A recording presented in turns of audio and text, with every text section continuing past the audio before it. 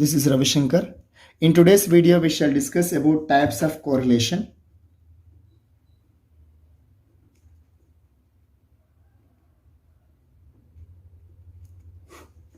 So, namely, there are 10 kinds of correlations. So, we shall discuss one by one. So, firstly, positive and negative. Positive and negative correlation. So, positive correlation.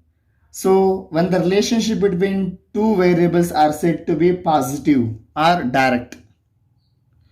When the relationship between two variables are said to be positive or direct, that is called a positive correlation. So, that is what? So, if one variable increases, even the another variable should increase. If one variable decreases, even the another variable should be decreases. That is what? Positive variable. A negative variable, it is vice versa to positive. So that is what? When the relationship between two variables are not positive or not direct anta helಬೋದು. Were not direct. See what happen? It is vice versa. So when one variable increases, another variable decreases. Where one variable decreases, another variable increases. So that is what? Negative correlation. That is what? Positive and negative. And next, simple and multiple.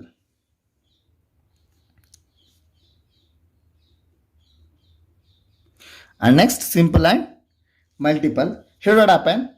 So when you are studying relationship between only two variables, so that is what? Simple. For example, weight and height, or demand and supply. When you are studying a relationship between only two variables or two variables, so that is what? Simple correlation. When you are studying relationship between more than two variables, so for example, height, weight and age. Here there are three variables. And when we speak about demand, supply and price. So like this, when we are studying a relationship between more than two variables, so that is what? Multiple correlation. When you are studying a relationship between only two variables, that is simple correlation. And next, partial and total correlation. Partial and total correlation.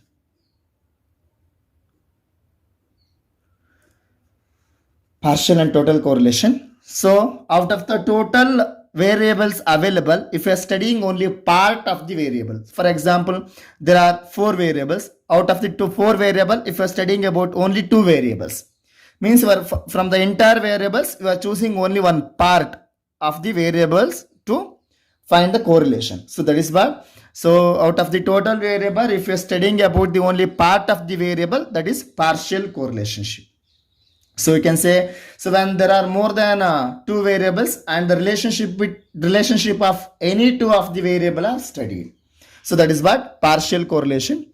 And if you are speaking about the total correlation, so if you are studying about the total variables available, whatever the variables available, about the total variables, if you are studying regarding relationship between the variables, if you are studying about it, so that is called a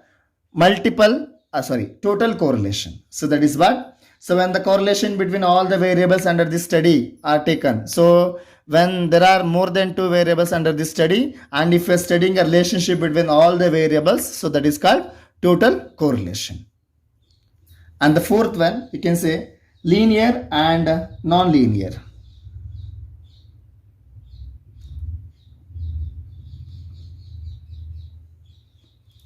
Linear and non-linear.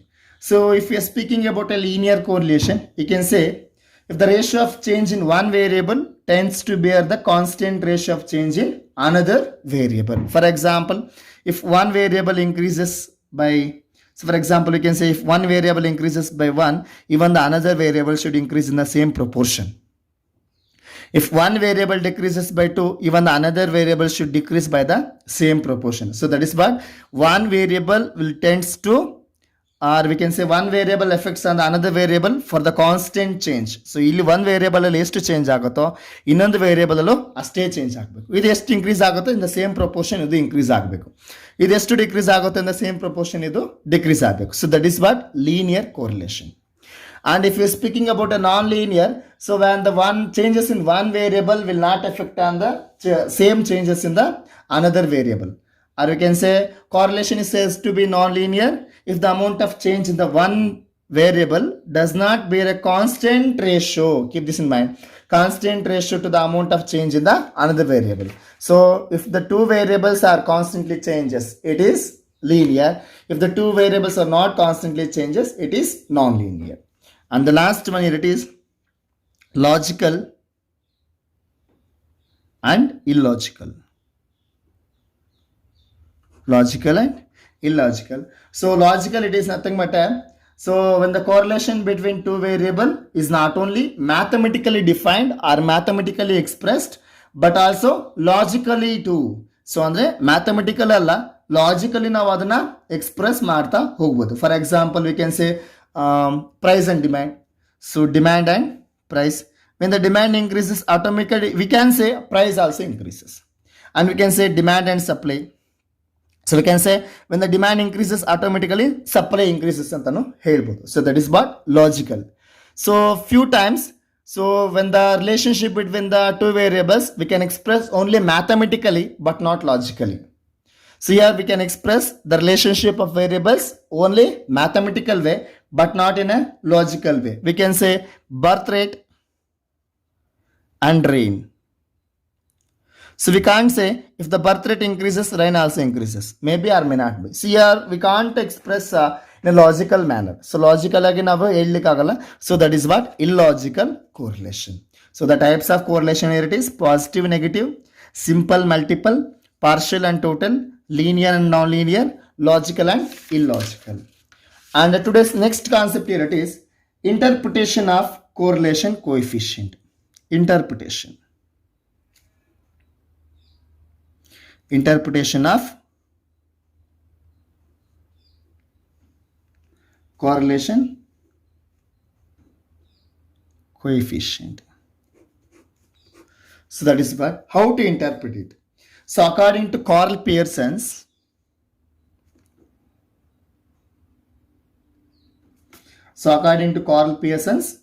so the coefficient of correlation lies between two limits, that is plus 1 to minus 1. So in between two, plus 1 and minus 1, we can say and. So according to the Carl Pearson's, the coefficient of correlation lies between two limits, that is plus 1 and minus 1. So within these limits, the value of correlation coefficient is interpreted. So we can see how we are going to interpret these values. So, and keep this in mind, correlation coefficient we will denote it by small letter r. So small letter r, it is nothing but a coefficient of correlation. So coefficient of correlation na ಯಾವ ತರ express ಮಾಡ್ತೀವಿ ಅಂದ್ರೆ it will be denoted by small letter r. So that is what. Keep this in mind. So when r is equals to plus 1, so it is said to be perfect positive correlation. We can say perfect positive correlation. When r is equals to plus 1, it is perfect positive correlation. When r is equals to minus 1, it is negative correlation. Very simple. If it is a plus 1, perfect positive correlation, and if it is a negative 1, perfect negative correlation. And you can say when r is in between plus 0.75 and plus 1, if it is in between this one, we can say high degree positive correlation. Keep this in mind, high degree positive correlation. The same manner, if it is in between minus 0.75 and minus 1, we can say high degree, so negative correlation. High degree negative correlation. So that is what. So if it is in between plus 0.75 and plus 1, so high degree positive correlation. If it is in between minus 0.75 and minus 1, it is high degree negative correlation. High degree negative correlation. And if it is in between, so plus 0.25 and plus 0.75, we can say moderate degree positive correlation. It is moderate degree positive correlation. And if it is minus 0.25 and minus 0.75, we can say, so moderate degree negative correlation. So moderate degree negative correlation. So and if it is, so when or it is in between 0 to, so 0 and plus 0.25, so we can say low degree positive correlation. It is said to be low degree positive correlation.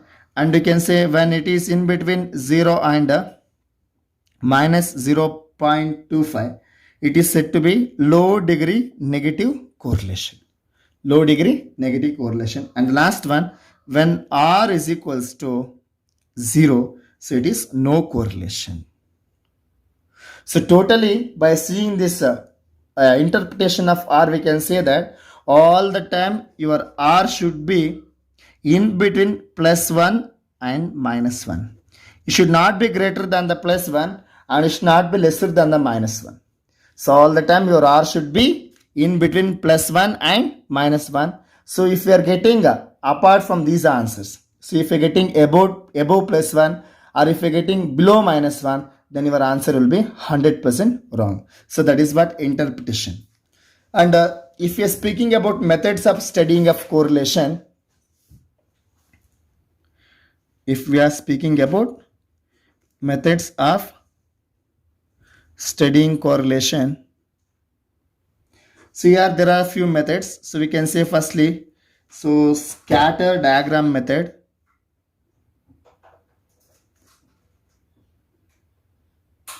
Scatter diagram method. And the next one, graphic method.